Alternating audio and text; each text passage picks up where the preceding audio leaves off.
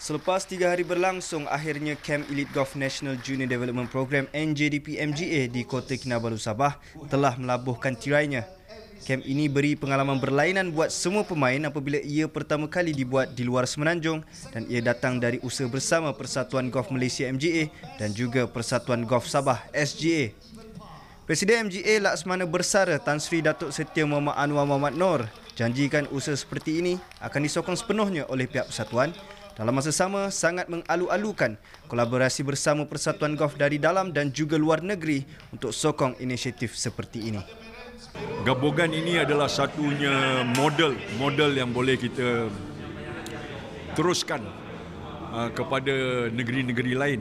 Dan untuk maklumat, kita pun telah dapat panggilan daripada negeri Sarawak untuk kita bawa program Junior Development Program ke negeri Sarawak. Jadi kita akan di MJ bincang dengan NJDP together.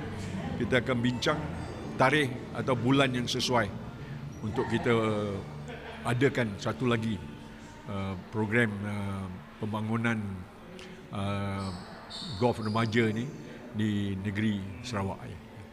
Sementara itu, Pembantu Menteri Belia dan Sukan Sabah, Datuk Fairuz Rendan, percaya kolaborasi seperti ini mampu bangkitkan kembali kejayaan Sabah dalam sukan golf. Kerana itu sekaligus menyaksikan Kem Elite seperti ini akan jadi acara tahunan dan lebih banyak program golf bakal diperkenalkan di negeri Sabah pada masa hadapan.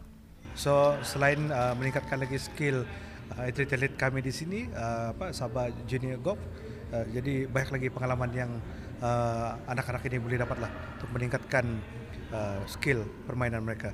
Jadi perkara yang agak baik dan juga kita mengharapkan akan diteruskan pada tahun hadapan.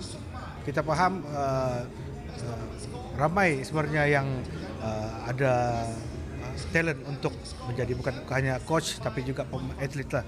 So kita juga mengharapkan begitu. Kita juga mengharapkan satu hari nanti zaman kegemilangan Sabah ni untuk golf akan kembali.